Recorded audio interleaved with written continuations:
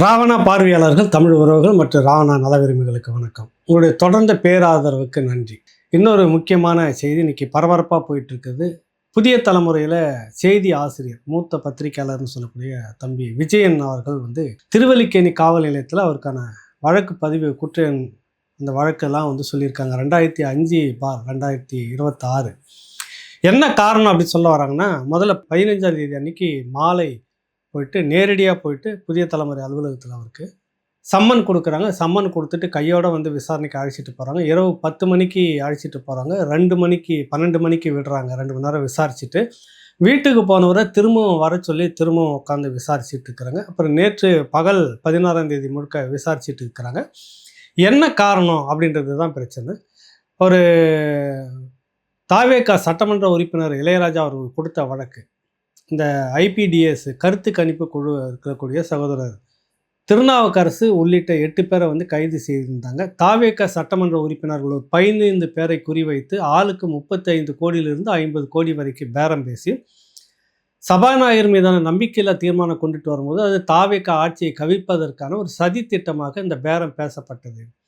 சட்டமன்ற உறுப்பினர்கள், தாவேகா சட்டமன்ற உறுப்பினர்களுக்கெல்லாம் பணத்தை கொடுத்து வேலை வாங்கிட்டோம்னா அந்த வாக்கெடுப்பில் கலந்துக்காமல் போயிட்டாங்கன்னா அந்த ஆட்சி கவிழ்ந்துடும், மெஜாரிட்டி காட்ட முடியாது அப்படின்ற ஒரு நோக்கத்தோடு வேலை செய்துட்டு இருக்கிறதா சொல்லி கைது செய்திருக்காங்க 8 பேரை. அதனுடைய தொடர்ச்சியாக இன்வெஸ்டிகேஷன் நடந்துக்கிட்டு இருக்கு திருவல்லிக்கேணி காவல் நிலையத்தில். அதில் இவர் சம்மந்தப்படுறாரு. எல்லாருக்குமே ஆச்சரியம். குறிப்பாக தம்பி விஜயன் ஒரு நீண்ட நெடிய பயணமாக இருக்குது ஊடகத்தில். நல்ல ஒரு பண்பாளர், நல்ல உணர்வாளர், தமிழ் தேசிய பற்றுன்னு இருந்தாலும் காமிச்சிக்க மாட்டார். யாரையும் ஒரு சார்பு எடுத்து அதிகமாக பேசுகிற பழக்கம் இல்லை எனக்கு தெரிஞ்சு. அதெல்லாம் முன்னாடி ஒரு காலகட்டம் வரைக்கும் இருந்தது. இப்படியான தவறான செயல்களுக்கெல்லாம் இவர் என்னன்னா திமுக ஆதரவு நிலைப்பாட்டில் இருந்திருக்கிறார் அப்படின்ற மாதிரி ஒரு சார்ஜ் வருது, குற்றச்சாட்டு உள்ள வருது. அந்த நிலைப்பாட்டில் தான் திருநாவுக்கரசு, இந்த பேரம் பேசக்கூடிய அந்த நபர், அவருக்கு இவர் அடிக்கடி சில ஆட்சேபனைக்குரிய தகவல்கள், குறுஞ்செய்திகள்லாம் அனுப்பியிருக்கிறாங்கன்றதை கண்டுபிடிச்சி தான் இந்த விசாரணைக்குள்ளார அவரை கொண்டுட்டு வராங்க. காவல்துறை முழுக்க செய்கிறது எல்லாமே சரி அப்படின்னு சொல்ல முடியாது. அதே நேரத்தில் ஒரேடியாக எல்லாமே இது தவறு அப்படின்றதையும் சொல்லிட முடியாது. அந்த விஜயன் அவர் பத்திரிகையாளர், செய்தி ஆசிரியர், புதிய தலைமுறை, அவரை பொறுத்த வரைக்கும் நல்ல ஒரு குணமுள்ள நல்ல பண்பாளர். இந்த மாதிரியான தப்பான வேலைக்கெல்லாம் போகக்கூடிய ஆள் இல்லை.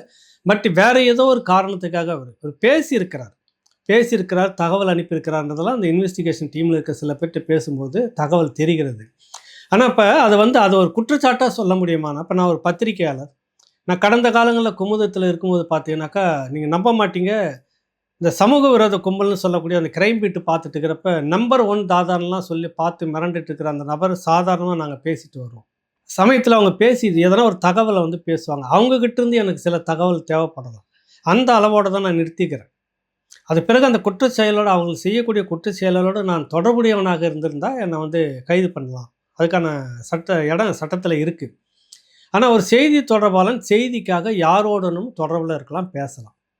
அது தேசத்துக்கு ஒரு பெரிய பாதுகாப்பு குறைவு ஏற்படுகிறது. தேச விரோத செயல் அப்படின்னாக்கா அது கட்டாய நடவடிக்கை எடுக்கக்கூடியது தான், மாற்று கருத்தே இல்லை. செய்தி தொடர்புன்ற அளவில் மட்டும்தான் தம்பி விஜயன் அவர் கூட பேசியிருந்திருக்கலாம். ஒருவேளை சில அதிமுக்கியமான ஒரு காலகட்டத்தில் உங்களுக்கு அதிமுக ஆட்சியில் செரீனா வழக்குன்னு ஒன்று வந்திருக்கு, உங்களுக்கு ஞாபகம் இருக்குது. அந்த செரீனா வழக்குன்றதை முதலாக ஸ்மெல் பண்ணுறதுல ஒரு டீமில் வெளியில் கொண்டு வந்த உடனே அவங்க நெட்வொர்க் எடுத்து பேசி தொடர்பு எடுத்து செய்தியை போட்டதில் நாங்களும் ஒருத்தர்.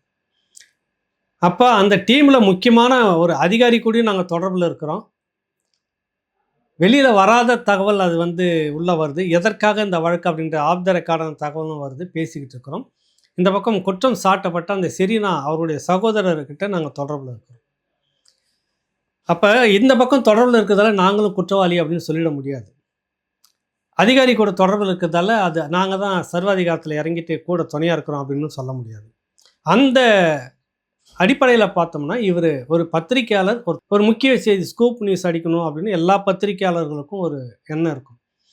ஒரு பெரிய பிரளயத்தை ஏற்படுத்துகிற மாதிரியான ஒரு செய்தியை கொண்டு வெளியில் போடணும், வெளி உலகத்துக்கு காட்டணும். ஸ்கோப் நியூஸ், பிரேக்கிங் நியூஸ்லாம் சொல்கிறாங்களே. இப்போ ஒன்றும் இல்லை, இலை பறந்து வந்தது கூட பிரேக்கிங் நியூஸ்லாம் போடுறாங்க, அது வேறு விஷயம். இந்த சமூக கட்டமைப்பில் ஒரு அதிர்வு ஏற்படுத்தக்கூடிய புதிய தகவலை கொண்டு வரக்கூடியது பிரேக்கிங் நியூஸு, ஸ்கோப் நியூஸுன்னு சொல்லுவாங்க. அந்த மாதிரி செய்யணும்னு ஒவ்வொரு உண்மையான பத்திரிகையாளனுக்கும் ஒரு பேராவல் இருக்கும். இதுக்கு நிறைய உதாரணம் சொல்லலாம். மிகைப்படுத்தி சொல்கிறேன் அப்படின்லாம் கிடையாது. எல்லாமே ஆவணமாக புத்தகத்தில் நீக்கியும் இருக்குது. கண்ணகி சிலை காணாமல் போன அந்த காலகட்டத்தில் அது எங்கே இருக்குதுன்னு தெரியாத இருக்கிற அந்த நேரத்தில் இங்கே தான் இருக்குது, இன்னார் தான் அந்த சிலையினுடைய வடிவமைப்பாளர் இருந்தாருன்னு 2 அட்டப்படை கட்டுரை 2மே சட்டமன்றத்தில் திமுக தரப்பு இப்படி தூக்கி பிரித்து திமுக இன்னைக்கு இருக்கக்கூடிய முன்னாள் முதலமைச்சர் ஸ்டாலின் உள்ளிட்ட அந்த டீம் எல்லா மூத்த அமைச்சர்கள் எல்லாருமே தூக்கி பிடிச்சி குமுதரை போட்ட புத்தகத்தை காமிச்சிட்டு பெரிய அமளித்து மொழி வெளிநடப்பு. அது பெரிய ரகலையாக நடந்தது ஒரு வாரத்துக்கு. அப்போ அந்த பிரேக்கிங் நியூஸ் கொண்டுட்டு வரன்ற பேரில் நாங்கள் அன்றைக்கி யார் யார் கூட தொடர்பில் இருந்தோம் அப்படின்றப்ப அது குற்றச்செயல் ஆகும்னா ஆகாது. அவர் அதோடு சேர்ந்து அந்த இதுக்கு வந்து நடைமுறைக்கு போகிறாரா அப்படின்றது தான் இருக்குது. பட் விஜயனை பொறுத்த வரைக்கும் ஒரு நல்ல டைப் உள்ளவர். அவர் மீது இந்த மாதிரியான வழக்கு அப்படின்னு இப்படி வந்து துணை போயிருப்பாரா அப்படின்னா தெரியல. சந்தேகத்துக்கு இடமா இருக்குது, உறுதிப்படுத்த முடியல. பட் அவர் அந்த மாதிரியான நபர் இல்லை. ஆனால் அவருடைய நெட்வொர்க் இருக்குல்ல, அந்த நெட்வொர்க்குக்கு கூட சில பத்திரிகையாளர்கள் மீது கண் இருக்குது. அவங்களுடைய தொடர்பு இதுக்குள்ளே உரையாடல் இருந்திருக்குது. அதுதான் இதில் பிரச்சனை. அவர்கள் ஏற்கனவே வெளிப்படையாக ஊடக கட்டமைப்புக்குள்ள முக்கிய பொறுப்புகளில் இருந்துட்டு பகிரங்கமாக திமுகவுக்கு வேலை செய்திருந்த சகோதரர்கள். இன்னும் இன்று மாலை கூட தகவல் வரலாம். அவங்களுடைய பேர் 2 பேர் வந்து வெளியில் வர்றதுக்கு இருக்குது. அவங்க இதுக்குள்ளே பேசி உரையாடல் இருந்திருக்கிறாங்க. அப்போ மையப்புள்ளி வந்து தம்பி விஜயன் அப்படின்ற மாதிரி இருக்குது தோணுது. அதை இவர் வழியாக இவர் பேசிகிட்டு இருக்கிறதுல அவங்க ஏதோ ஒரு ஆப்ரேஷன் பண்ணிட்டு இருக்கிறாங்க. அதில் இவர் ஏதோ கிராஸ் செக் பண்ணுற மாதிரி போயிட்டு வந்திருக்கலாம் அப்படின்றது தான் எனக்கு தோணுது. அது ஒரு செய்தி என்ற அடிப்படையில் அவர் இருந்திருக்கிறார். ஆனால் அந்த ஐபிடிஎஸ் திருநாவுக்கரசு அவர் செய்தாரா இல்லையான்றது அவருடைய வாக்குமூலங்கள் ஆமாம் அப்படின்றதெல்லாம் சொல்லியிருக்கு. அது எந்த அளவுக்கு சரியானதுன்னு வெளியே வந்து அவர் பேசும்போது தெரியும். அது அப்புறம் பார்த்துக்கலாம். அவரோடு வேறு 2 முக்கியமான பத்திரிகையாளர்கள் வந்து தொடர்பில் இருந்து இந்த வேலையை செய்திருக்கிறதா ஆவணங்கள் எடுத்திருக்கிறது. ஒரு பக்கம் வந்துட்டு குதிரை பேரம் நடக்கிறதுன்னு டிவிக்கு ஆட்சி மீது தொடர்ச்சியாக இந்த தரப்பு செய்துக்கிட்டு இருக்கும்போது இன்டெலிஜென்ட் டிபார்ட்மெண்ட் அந்த துறை அந்த டிபார்ட்மெண்ட் வந்து திமுக சில வேலைகளை செய்ய தொடங்கியிருக்கிறது ஆழமாக.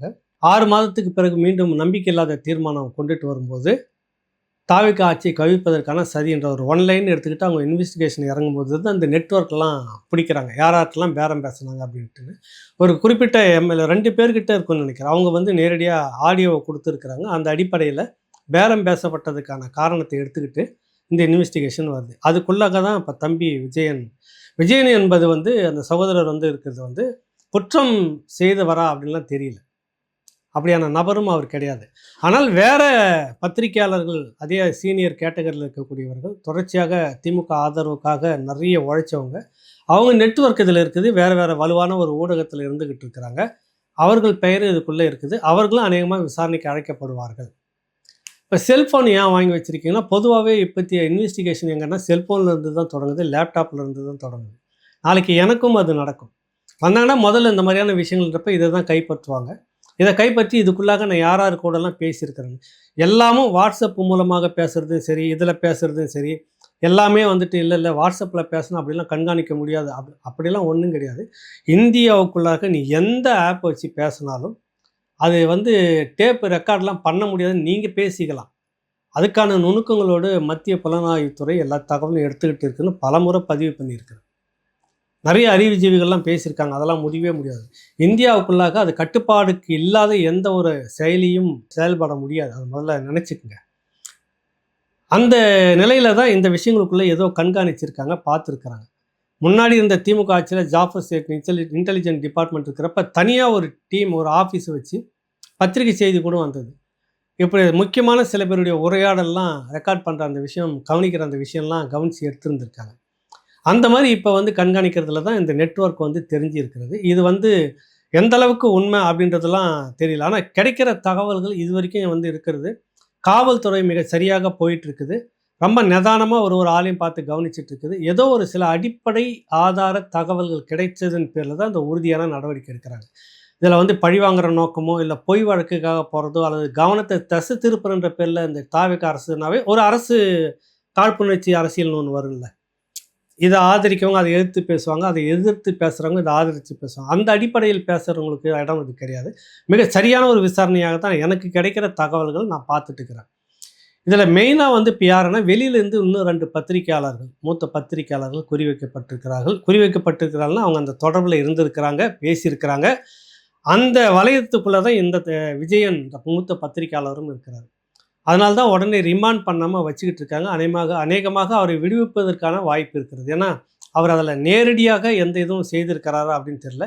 விசாரித்தப்ப நிறைய தகவல் சொல்லியிருக்கிறதா சொல்கிறாங்க.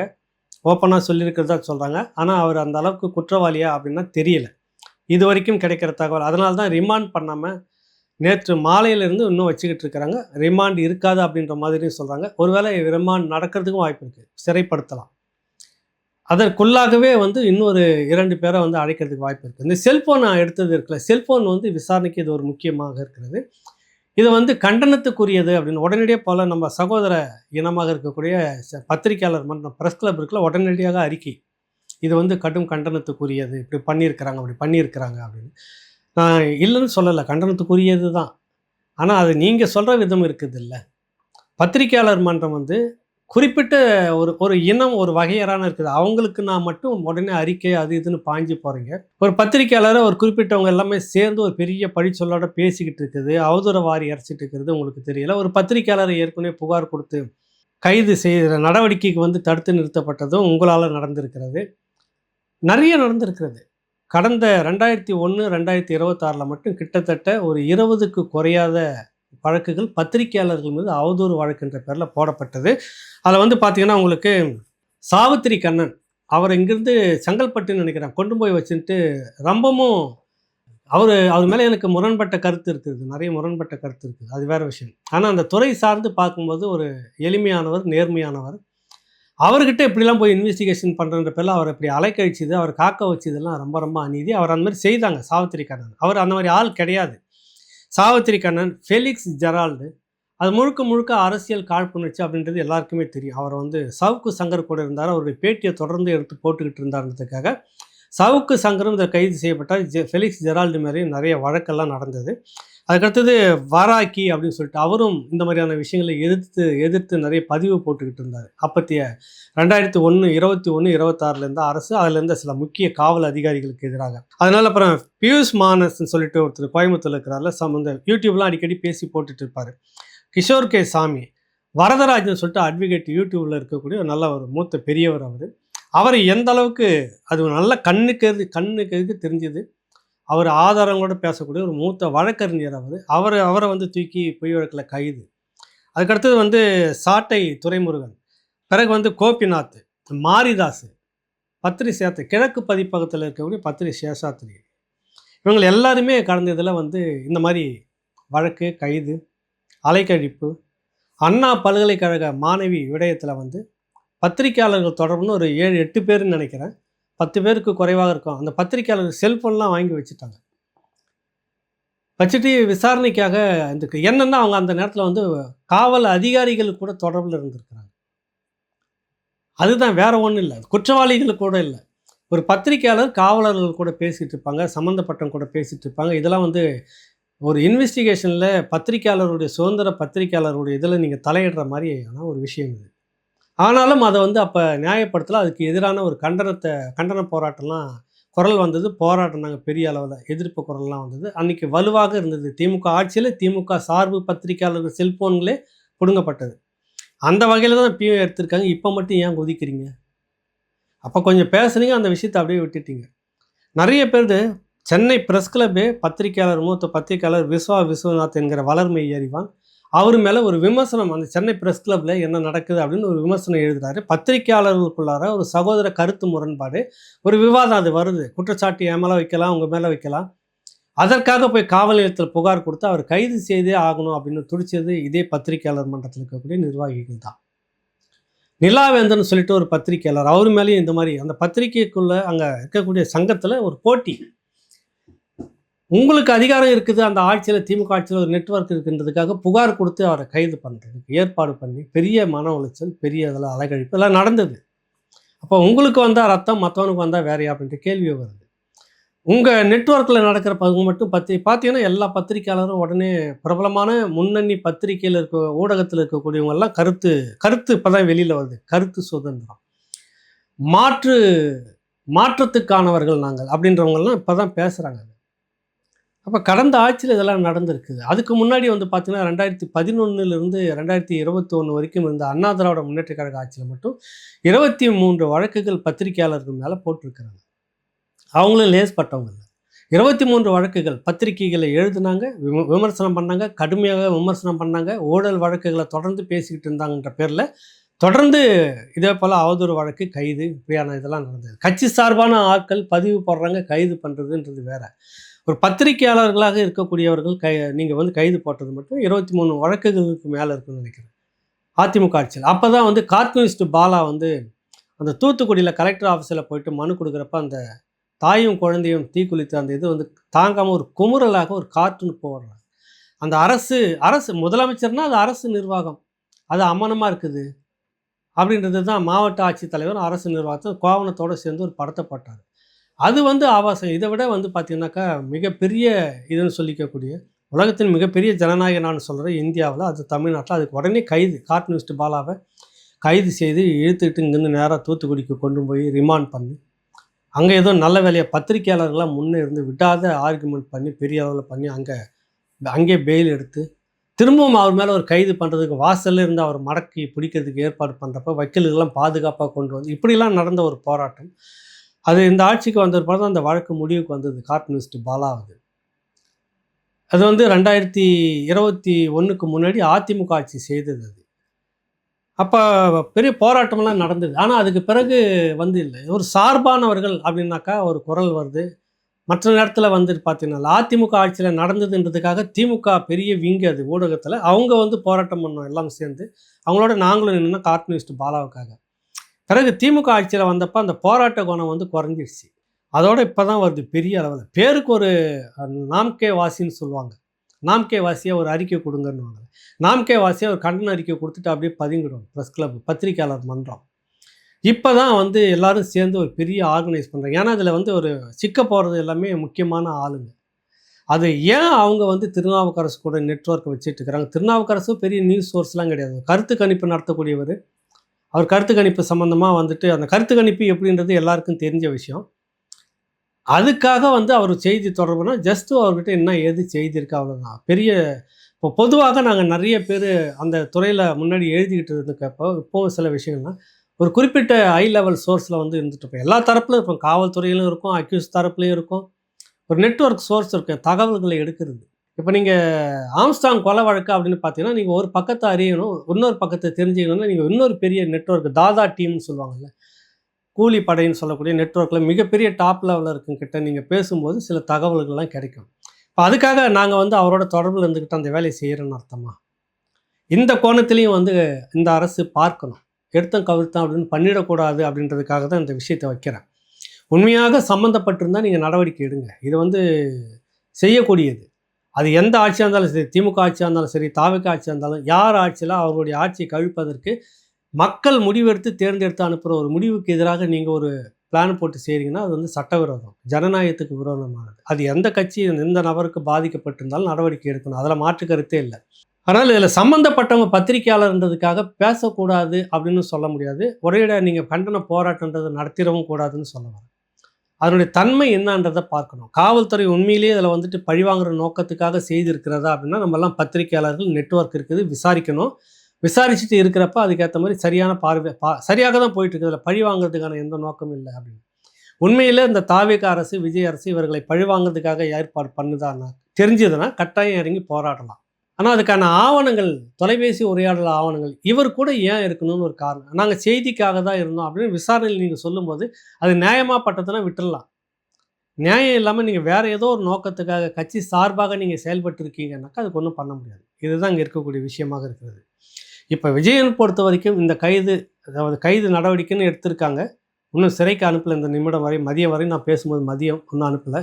அதுக்கான வாய்ப்பு இருக்காது. ஆனால் அது சம்பந்தமாக விசாரித்து இன்னும் மற்ற பத்திரிகையாளர்கள் முக்கியமான 2 பேரை அழைக்கிறதா இருக்கிறாங்க. அதில் தான் அவங்களுடைய கவனம் இருக்குது. ஏன்னா அவங்க மூலமாக தான் அந்த நெட்வொர்க் பண பரிவர்த்தனைகளுக்கான நெருங்கின கடந்த ஆட்சியில் மேலிடம்னு சொன்னவங்களோட நெருக்கமாக இருந்தவங்க அவங்க. அதனால் அவர்கள் மீது ஒரு சந்தேக பார்வை இருக்குது. அதற்காகத்தான் இந்த விசாரணை இவ்வளவு இழுத்துக்கிட்டு இருக்குன்னு நான் நினைக்கிறேன். அதுதான் நோக்கம். எது எப்படி இருந்தாலும் ஒரு பழிவாங்கும் நோக்கத்தோட ஒரு கருத்து சுதந்திரம் சமீபத்தில் விஜய் அரசு உச்சநீதிமன்றத்தில் ஒரு வழக்கு போனது திமுக மேலே. இப்படியெல்லாம் பேசியிருக்கக்கூடாது அப்படின்னு சொன்னப்போ உச்சநீதிமன்றம் கேட்ட கேள்வி, பேசுவதற்கெல்லாம் நீங்கள் இங்கே வந்து எடுத்துகிட்டு உடனே வழக்கு, உடனே நீங்கள் இப்படி வந்து போடுறதுனாக்க திமுக போச்சு எதிர்த்து. எல்லாத்துக்கும் உடனே இங்கே வந்துட்டு நீதிமன்ற நேரத்தை வீணடிச்சுன்னு இருக்காதிங்க. இது வந்து அரசியல் மேடை கிடையாது. கடுமையான சொல்லிச்சு, கண்டனம் தெரிவிச்சது திமுகவை. அரசியல் மேடை கிடையாது, அவங்க பேசுகிறாங்கன்னா நீங்கள் பேசிக்கங்க அப்படின்னு தீர்ப்பு சொன்ன உடனே தாவேக அரசு என்ன அவங்க தரப்பு சார்பில் என்னென்னலாம் போட்டுட்டாங்க. நீதி வென்றது, பேச்சுரிமை, கருத்துரிமை வந்தது, மேடையில் பேசுறதுக்கெல்லாம் திமுக கோர்ட்டுக்கு போகிறது எடுபடாது, கருத்து சுதந்திரம் அப்படின்னு பேசிக்கிட்டுலாம். அந்த கருத்து சுதந்திரம் இங்கே இருக்குதா இல்லையா எங்களுக்கு, அதான் கேள்வி. முகநூலில் எழுதுறவங்களை எல்லாருமே நீங்கள் வந்துட்டு அவதூறு வந்து வேறு, அது வேறு விஷயம். அதை வந்து நடவடிக்கை எடுக்க முடியும்னா எடுக்க முடியலாம், அதில் எடுக்கலாம். கருத்து சொல்கிறதுன்னு ஒன்று இருக்குல்ல, ஒரு கருத்தை வைக்கிறது, அந்த கருத்தை நியாயமாக வைக்கிறது, அந்த கருத்தை பதிவு பண்ணுறது, அதுக்கெல்லாம் கைதுன்னு எத்தனையோ பேரை கைது பண்ணியிருக்கு தாவேக அரசு. இது ஏற்புடையது அல்ல. அந்த உங்களுக்கு இருந்த நீங்கள் கொண்டாடுனீங்கள்ல கருத்து சுதந்திரம் எங்களுக்கு வந்துடுச்சு, உச்சநீதிமன்றமே சொன்னது, நீங்கள் கொண்டாடின அந்த கருத்து சுதந்திரம் இங்கே எதிர்த்தரப்புக்கும் நீங்கள் விட்டு வைக்கணும், எதிர்த்தரப்புக்கும் கொடுக்கணும் அப்படின்னு. அது பொதுவாக நிறைய பேரை நீங்கள் கைது பண்ணியிருக்கீங்க. பட் இந்த கைது அப்படி நான் நினைக்கல, குற்றச்சாட்டாக சொல்லலை. இதில் ஏதோ சில தகவல்கள் இருக்கிறது, எங்களுக்கு கிடைக்கிற விஷயமும் அப்படி தான் இருக்குது. இது பெரிய நெட்வொர்க்கு, மிகப்பெரிய கோடிகள், அது சட்டவிரோத பண பரிமாற்றம் இதுக்குள்ளாக நடந்திருக்குது. அதுதான் விஷயம். சட்டவிரோத பண பரிமாற்றம். இவ்வளவு பணமும் அக்கௌண்ட் கணக்கில் அவங்களுடைய முறையாக வந்து அவங்கக்கிட்ட இருக்கிற பணத்துலேருந்து இதில் நடக்கலை. சட்டவிரோத பணத்தை வச்சுக்கிட்டு இது செய்கிறாங்க. அதனால் இது வந்து மிகப்பெரிய ஒரு ஆபத்தான விஷயம்.